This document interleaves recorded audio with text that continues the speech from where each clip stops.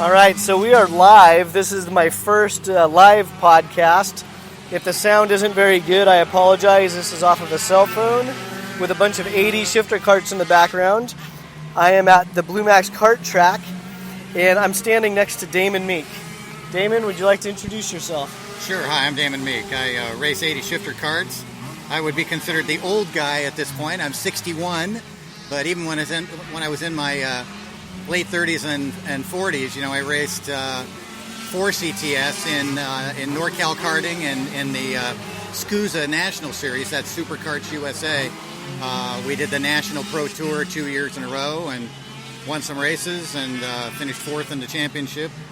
And it was a great experience. I find the 80 shifter kart to be kind of the baby bear's porridge for me. It's fast enough to be very entertaining and challenging, but not quite so physically abusive as a 125. A 125 is a complete step up in its physicality with front wheel brakes and stickier tires and way more power. That is something for the young guys, in my opinion. Yeah, and when I started, you were definitely a big name in the NorCal shifter scene. You were one of the guys that you had to beat to be competitive. And the 80s, I mean, they just ruled NorCal. They really did. You know, for quite some time, well, 80s back in the day, we ran the YBN tire, which is a very hard spec tire.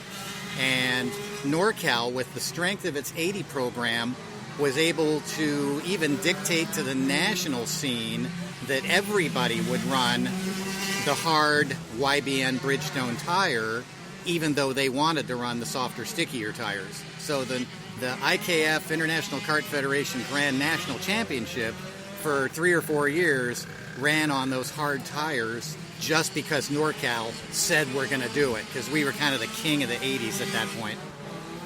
Yeah, and I grew up running on the hard tires, and you don't really have a unique perspective until you try both back to back. And it's definitely, you're right, it's a technique. Yeah. With the hard tires, you're really kind of dancing the thing around on the edge at a slip angle all the time, but without being sideways and all crossed up and scrubbing off speed. It's a definite skill to just kind of keep the thing floating all the time while keeping up your corner speed. Yeah, it was, and for our small tracks here in NorCal, for many of you that don't know, for the most part, they're right around a half mile long, 400 to 600 foot long straightaways. So they're not long tracks with the exception of a Sonoma. And the 80 just fit so perfect for the guys that wanted to go bang gears. And we started making this transition to 125s, sticky tires, and that really didn't catch on in NorCal. It really just kind of dropped the whole shifter market. Yes, it really, at a regular NorCal IKF race, you'd see 28 or 30 80 shifters, show up at every race. And because of the cost increases when you had to have sticky tires on a regular basis and, way more often than you had to buy YBNs, the hard tire, then that did cause some downturn in attendance just from the cost factor. Yeah, so let me clarify something that Damon just said when he's talking about 25 to 30 entries. That's not total.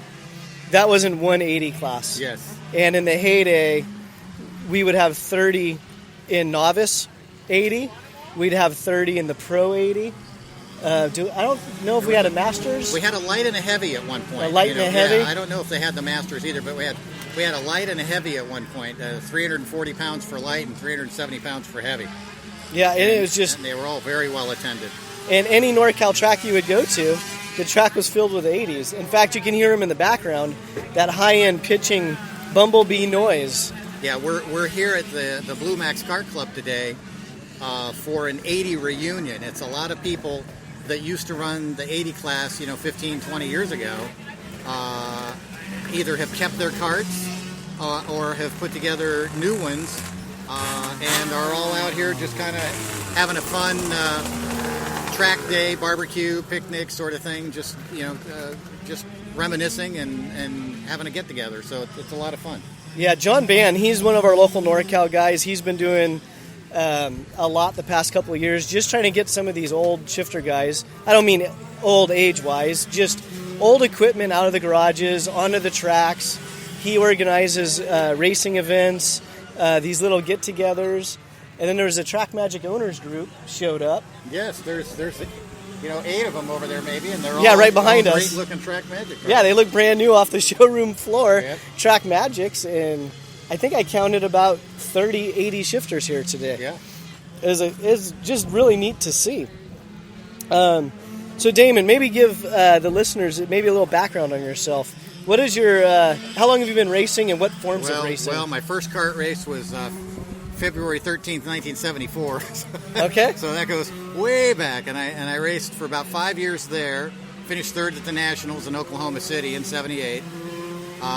Then got out of it, raced motorcycles for half of a season, and realized, well, it's only a matter of when are you going to crash, not if you're going to crash. And the bikes were, spaghetti framed, horrible messes back then that are just trying to kill you every time you turn. So, then I raced Formula Ford for a season, and then I did Formula Atlantic for 4 seasons, locally and in a West Coast Pro Series. Had some good qualifying and some good placings. Never won a race on the national level. Won plenty of races at the club race level. And then it just got too expensive for a guy to do off of an 8-hour-a-day job.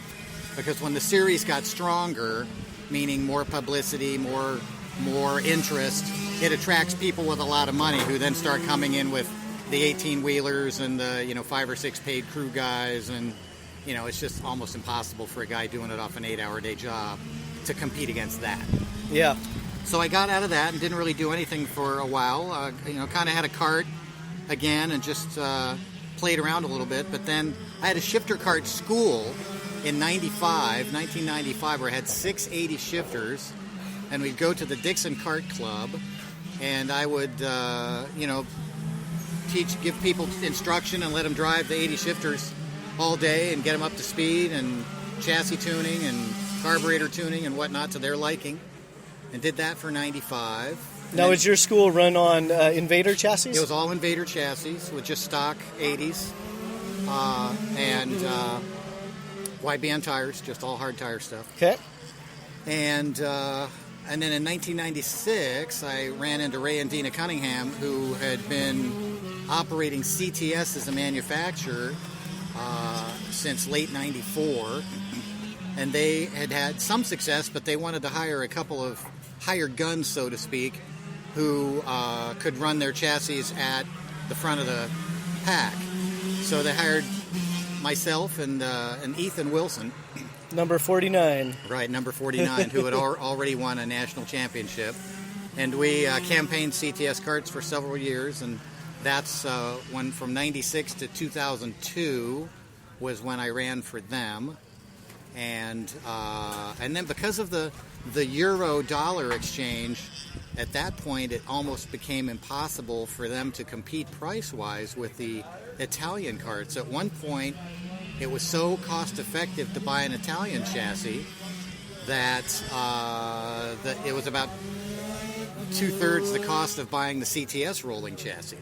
Yeah, if I remember right, I think a MBA chassis in that time frame, I think they were about $1,800 retail. About $1,800, and maybe that didn't come with tires or a seat or something. I don't know. No tires, but as a roller. Yeah, but in karting, a roller doesn't have tires for whatever reason. But it's just because there's so many different sanctioning bodies that use different tires. But yeah, $1,800 for an Italian. Yeah, so that's closer to chassis. Half. That's closer to half of what Ray and Dina were having to sell their. Granted, their jewel piece manufactured, beautifully thought out kart. To build it here in the U.S., I think they had to sell the same thing for $3,500. Now, maybe it would have had tires because someone here who was going to run it in NorCal would say, yes, put these tires on it because I run with this club or something. Correct. So I think that may have included tires, which I think at that time were about $175 or something. So there's a little difference there, but yeah, it's closer to half the cost of the close to twice the cost of the Italian chassis. Now with the euro dollar exchange, European karts are actually quite expensive. That same roller might be like $5,000 now, right? Easy. Yeah. Yeah. Yeah, without blinking an eye. And for those of you that don't know what a CTS is, earlier today I did a live video on Facebook. It's at facebook.com/NorCal Karters. And I was actually highlighting Damon's CTS chassis and just how pretty these karts are. I was telling Damon I actually bought one a couple weeks ago. I would like to hang it on my wall in the house, but I'm married and the wife might not appreciate it. But they're works of art. They're just the little subtle details on the chassis. They're just beautiful chassis. Yeah, it's just all the skill in welding and the thought out the thought that went into the way everything functioned is just fantastic. The adjustability of everything is there without just bending things to make it fit. Yeah, it's a true crafted kart. It's a true racing machine. So we got a few minutes left here. So Damon, what would be your number one NorCal track and why? You know, Sonoma is good. I like running at Sonoma when it's the full national track, with the long straightaway. Okay. I like that. But I have to say, for some reason, I really like the Reno track even over that. Okay. It's really a challenge, and it has some elevation change. It's got a turn out in the back that's kind of like the corkscrew at Laguna. It's blind at the top. You just have to know where to turn to drop your wheel over the inside curb, and you virtually catch a little air as you drop off. It feels like everything is virtually just kind of floating as you drop off the top of it. It's got a good combination of high-speed corners and some medium speed corners, and with the elevation change and the other challenges of long braking zones like into turn one. Mm-hmm. It has a little jog at the end of the straightaway, and at the same time you're trying to slow down for a button hook left-hander that's coming up almost immediately. Yeah. So it's quite a challenge. I really liked going there. Yeah, that's a great description of turn one at Reno. That is a very fun track. Yeah, it's one of those things that if you go in 6 inches too deep on the brakes, you pay for it. In mid corner, you just drift away from the curbing on the inside, and you're slow down the next straightaway. So that's a place where it's very easy to mess up and lose a lot of time. Yeah, that's a good. That is a great track. Coming on the straightaway has kind of a pretty high speed chicane that you have to hit just right to carry speed down the straightaway, which is relatively long and just a little downhill. Mm-hmm. So you carry good speed down the straightaway as well. And then for our listeners out there, what would be one driving tip when you're driving, or if you're going out in the track and you look back on, what would be the number one driving tip you give yourself, or you try to remind yourself to get around the track faster? Be smooth. Ray Cunningham, the owner of CTS, he used to, if he thought I was having some trouble during practice or whatever, he'd say, "What's wrong?" And I said, "What do you mean?" He says, "I can see your hands move."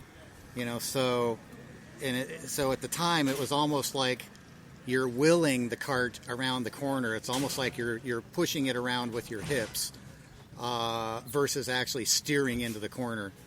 And that's how I typically tried to be, was smooth, because you may look fast if you're all crossed up and sideways and have your foot planted in it, but you're not. You're slow.